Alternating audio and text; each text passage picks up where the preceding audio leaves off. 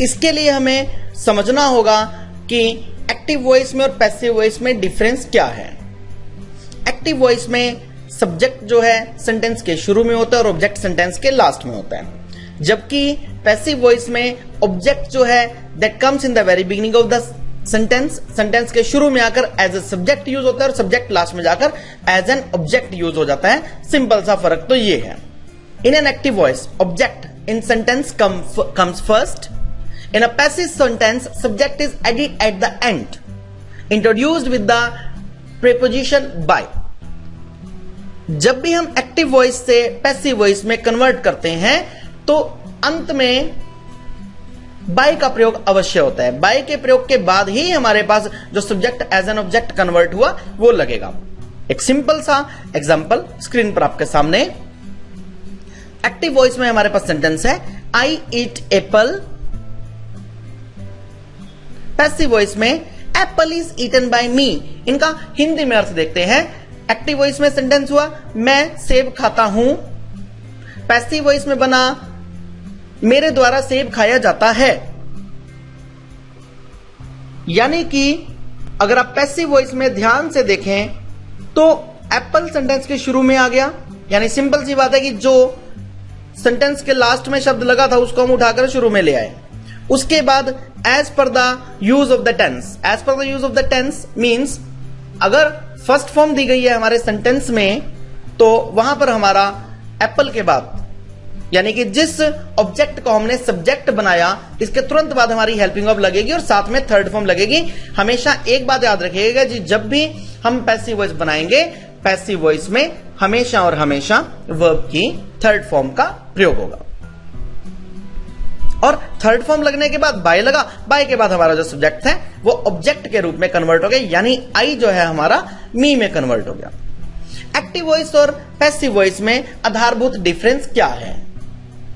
जब हम किसी भी कार्य को करते समय इस चीज की वैल्यू देते हैं कि जो भी काम हुआ, यानी कि जो भी काम कर्ता ने किया उस कर्ता की वैल्यू है, काम की वैल्यू नहीं, वो हमारा एक्टिव वॉइस है।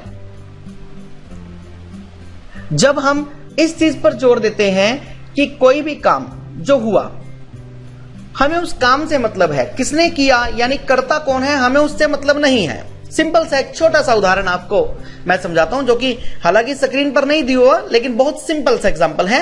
राम ने रावण को मारा। रामा किल्ड रावणा, 3 अक्षर बने, रामा किल्ड रावणा। मैंने इसको जब कन्वर्ट किया पैसिव वॉइस में तो क्या बन गया?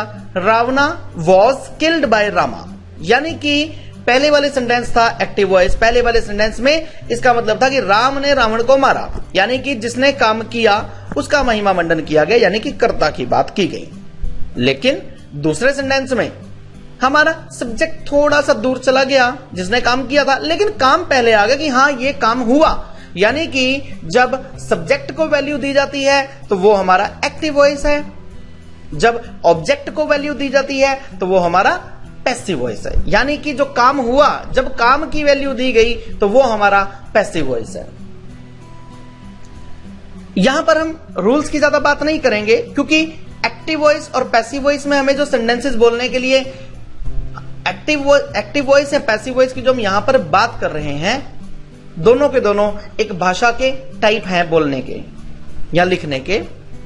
हम किसी भी प्रकार से लिख सकते हैं, बोल सकते हैं। जब हम एक्टिव वॉइस को पैसिव वॉइस में कन्वर्ट करते हैं यह भाषा पर हमारी मजबूती, हमारी पकड़ को प्रकट करता है। जो भी हमने आज तक टेंसेस सीखे, इन सभी टेंसेस को, जो भी आपको टेंसेस के रूल से याद हैं, यानी कि प्रेजेंट इंडेफिनिट में वर्ब की फर्स्ट फॉर्म का यूज, पास्ट इंडेफिनिट में वर्ब की सेकंड फॉर्म का यूज, फ्यूचर इंडेफिनिट में विल शैल प्लस वर्ब की फर्स्ट फॉर्म का यूज, इस तरह से जो भी हम टेंसेस या सो ऑन जितने भी हम टेंसेस या उनके सब पार्ट्स की जब हम बात करते हैं, ये जितने भी हम टेंसेस सीखते आए हैं सभी के सभी एक्टिव वॉइस हुआ करते हैं।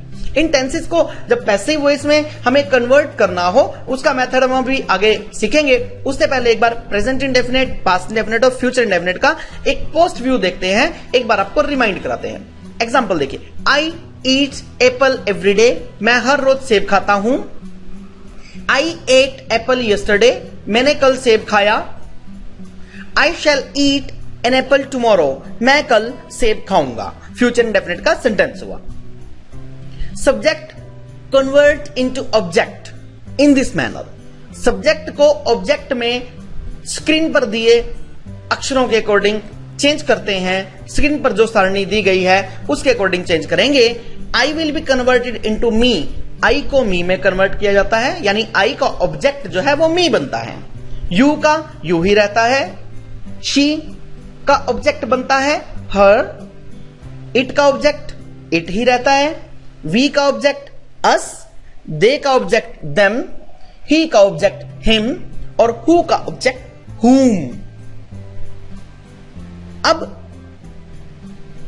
सेम वही एग्जांपल लेते हैं। I eat an apple every day, ये हमारा प्रेजेंट इंडेफिनिट का एक्टिव वॉइस हुआ। यानी कि प्रेजेंट इंडेफिनिट की पहचान क्या है? प्रेजेंट इंडेफिनिट की पहचान ये है कि प्रेजेंट इंडेफिनिट में वर्ब की फर्स्ट फॉर्म लगती है। हमारे सेंटेंस में वर्ब की फर्स्ट फॉर्म लगी आई ईट एप्पल एवरी डे, लेकिन इसका पैसिव वॉइस का फार्मूला क्या है? इसका पैसिव वॉइस का फार्मूला स्क्रीन पर बिल्कुल ऊपर आपको दिखाई दे रहा है। ऑब्जेक्ट प्लस इज या फिर आर या फिर एम प्लस वर्ब की third form plus subject at the last of the sentence. और ये सब्जेक्ट जो आएगा उससे पहले बाय लगेगा ही लगेगा। ठीक, तो देखिए जैसा कि आप उसको स्क्रीन पर दिखाई दे रहा है, आई ईट एप्पल एवरी डे। आई को आप एक एरो के निशान से देख रहे हैं कि ये तीर के निशान से हम आई को लास्ट में ले गए, मी में कन्वर्ट हुआ दिखाई दे रहा है ईटन बाय के बाद। ठीक, और एप्पल जो था, एप्पल को हम आप रेड एरो की हेल्प से देख सकते हैं। रेड एरो से आप देखिए कि एप्पल जो है हमारा सेंटेंस के शुरू में आ गया, तो क्या बन गया? एप्पल। अब एप्पल हमारे पास एक सिंगुलर सब्जेक्ट है। सिंगुलर होने की वजह से ऊपर इसके रूल में देखिए इज जो है हम ले आए, क्योंकि इज जो है सिंगुलर के साथ ही लगता है। ठीक, एप्पल इज। अब यह भी तय है कि इज, एम या आर, इनमें से एक हेल्पिंग वर्ब लगाने के बाद हमें वर्ब की थर्ड फॉर्म लगानी, तो हमने eat, ate, eaten. Eaten is the third form, हमने यहां पर थर्ड फॉर्म लगा दी। Apple is eaten. ठीक, अब इसके बाद बाय लगेगा, क्योंकि जो हमारा लास्ट में ऑब्जेक्ट आया, सब्जेक्ट जो हमारा ऑब्जेक्ट में कन्वर्ट हुआ, आई को हमने मी में कन्वर्ट किया, तो मी जो है उससे पहले बाय लगेगा ही लगेगा। तो क्या बन गया? एप्पल इज ईटन बाय मी। और लास्ट में हमने लगा दिया एवरीडे, कि मेरे द्वारा हर रोज सेब खाया जाता है। कुछ और एग्जांपल देखेंगे सेम यही उदाहरण को अपने सामने रखते हुए। Formula is M R plus third form of the verb. Ram takes tea daily, tea is taken by Ram daily. They read newspaper every day. Newspaper is read by them every day. They go to market every Sunday. Market is gone by them every Sunday. Police catch the thief every month. Thief is caught by police every month. They always welcome Sita in their house. Sita is always welcomed by them in their house. They eat light food every night. Light food is eaten by them every night. They read books in library every day. Books are read by them in library every day. Government takes required steps to stop dengue every year. Required steps are taken by the government to stop dengue every year. Mr. Umesh teaches English every day in school. English is taught by Mr. Umesh every day in school. Children love rainbow.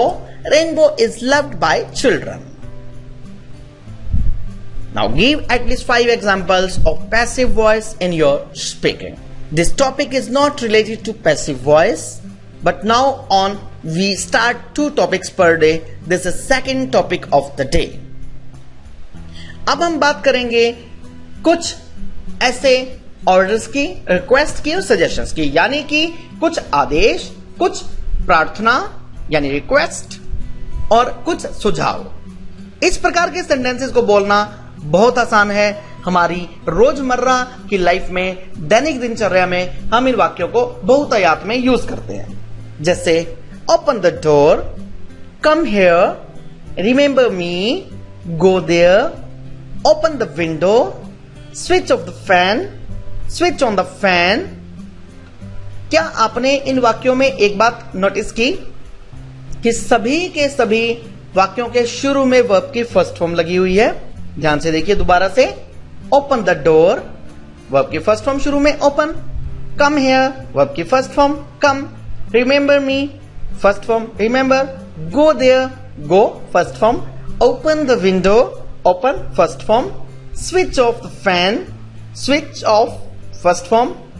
Switch on the fan first form. इस प्रकार से हम sentence के शुरू में verb की first form लगाएं और उसके बाद रेस्ट ऑफ द सेंटेंस लगा दें। वेरी सिंपल, हमारे ऑर्डर, रिक्वेस्ट और सजेशंस वाले सेंटेंसेस बन जाएंगे।